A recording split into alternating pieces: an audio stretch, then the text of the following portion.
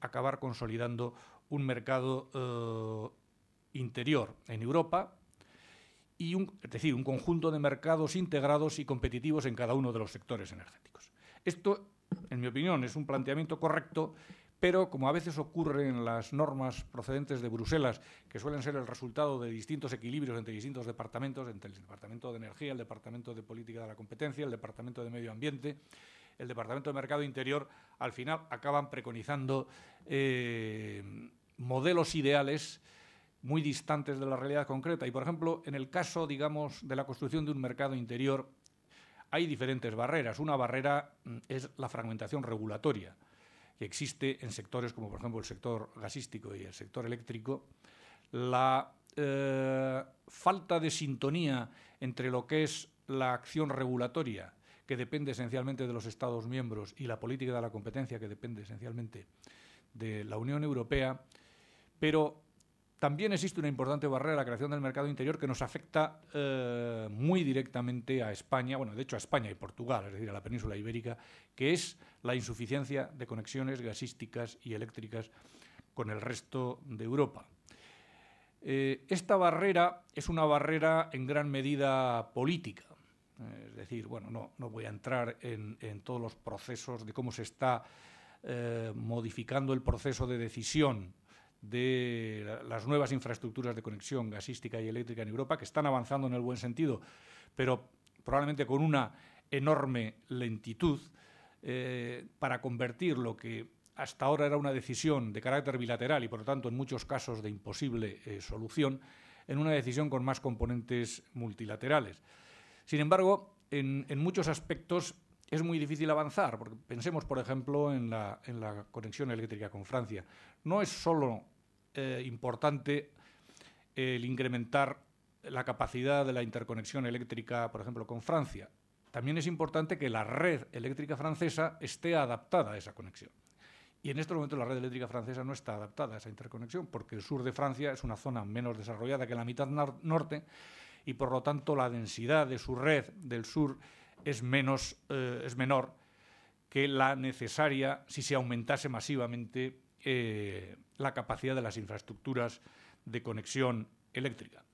Aún así, es bastante difícil imaginar que en un periodo incluso de medio plazo España estará suficientemente integrada. En las infraestructuras gasísticas, por ejemplo, las infraestructuras eléctricas, lo que los estudios encargados por la Unión Europea prevén para que exista un verdadero mercado interior eléctrico en Europa, con la integración de la península ibérica, son 40 gigavatios de conexión en el 2050. Bien, es cierto que en el 2050 todo el mundo puede decir que vaya usted a saber lo que pasa, ¿no? Pero es que en estos momentos estamos, cuando estamos en 2 gigavatios o una cosa así, ¿no? Por lo tanto, claro, incluso a un ritmo lento, seguir avanzando hacia ese óptimo es, en mi opinión, sería lo deseable, pero creo que a medio plazo no lo vamos a conseguir. En el sector gasístico, pues realmente hemos desperdiciado todas las posibilidades que ofrecía el gaseoducto de Argelia a través de Marruecos y el nuevo gaseoducto que va a realizarse directamente de Argelia para tener una conexión de suficiente capacidad con Europa que permita no solamente, digamos, un importante flujo potencial en ambos sentidos. Esto facilitaría, digamos, implicaría un aumento de la seguridad energética en Europa y a nosotros nos permitiría también aumentar nuestra propia seguridad energética. Conduce a que la gestión de la fiabilidad del sistema en España tenga menos recursos y sea más cara, en un contexto de fuerte penetración de las energías renovables. Por lo tanto, esta es una cuestión muy importante porque a veces la Unión Europea opera como si nosotros formásemos parte ya del mercado interior eléctrico y gasístico, y es que no formamos parte del mercado interior eléctrico. Tenemos una conexión, evidentemente, se puede exportar e importar, pero esto es insuficiente para que pueda considerarse que el mercado eléctrico y gasístico ibérico está integrado en el mercado interior. Y esto es muy importante porque precisamente el objetivo de competitividad en Europa se cifra esencialmente en una construcción de un mercado interior amplio y competitivo. Todo lo que he dicho indica también que en el objetivo de seguridad hay un componente fundamental de política exterior energética. Por un lado, española, ya me he referido a lo que sería conseguir un marco de decisiones comunitario con más peso multilateral y menos peso bilateral para la decisión de las nuevas conexiones. Por supuesto, también con África del Norte. Pero también es importante una dimensión europea. Es decir, es importante aprovechar, por decirlo así, las economías de escala diplomáticas que existen en una política de seguridad y de aprovisionamiento energético exterior con Europa. No es que en esto se haya avanzado mucho, de hecho no se ha avanzado casi nada, ni las, por decirlo así, ni los acuerdos con Rusia, ni la estrategia para diversificar el suministro, por ejemplo, de gas del este, con gaseoductos que no transiten por Rusia y que provengan esencialmente de Oriente Medio.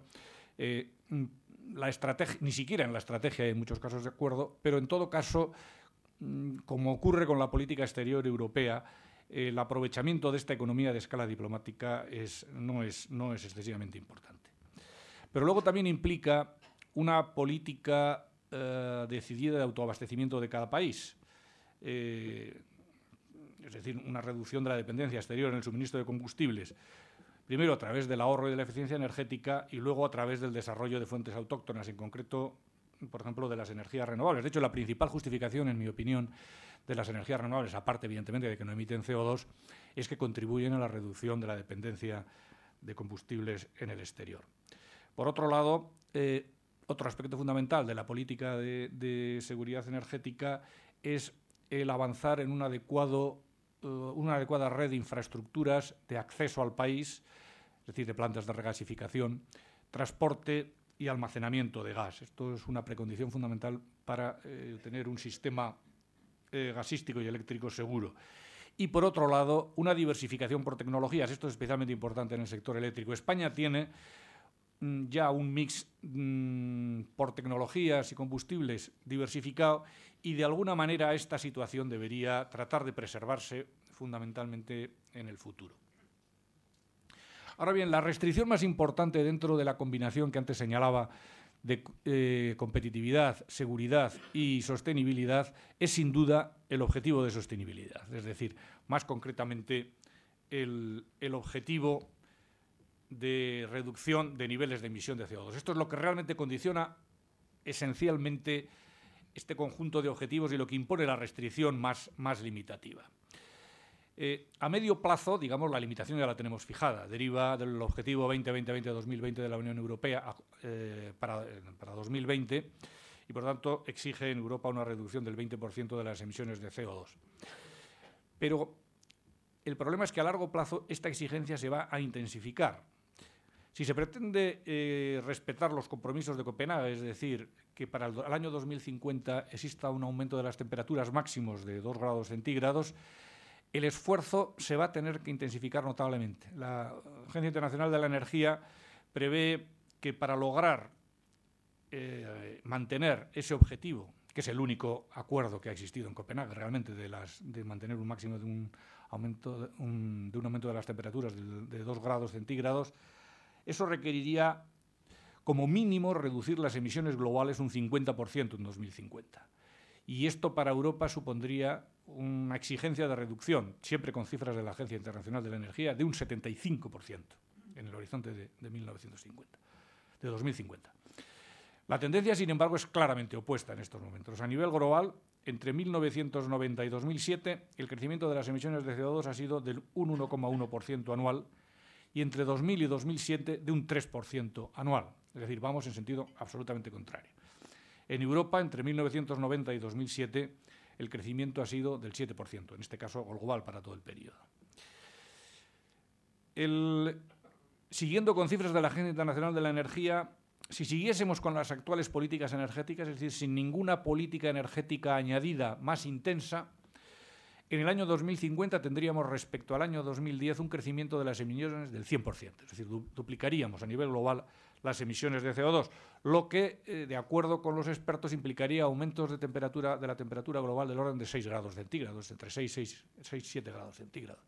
Que si lo que dicen los expertos es correcto, pues al menos supone un riesgo de graves perturbaciones climáticas. ¿Esto qué significa? Que en un horizonte, aunque sea un horizonte a muy largo plazo, 2050, hay que corregir una tendencia que nos llevaría, con las actuales políticas, a un crecimiento de un 100% de las emisiones de CO2 para conseguir a nivel global reducir para ese periodo en un 50% las emisiones de CO2. Es decir, un esfuerzo notable. Se puede decir que, bueno, que de todas maneras es en 2050 y que, bueno, que ya veremos. Sin embargo, lo que señala la Agencia Internacional de la Energía es que para que sea creíble el avance a este objetivo, en el año 2020 se deberían estabilizar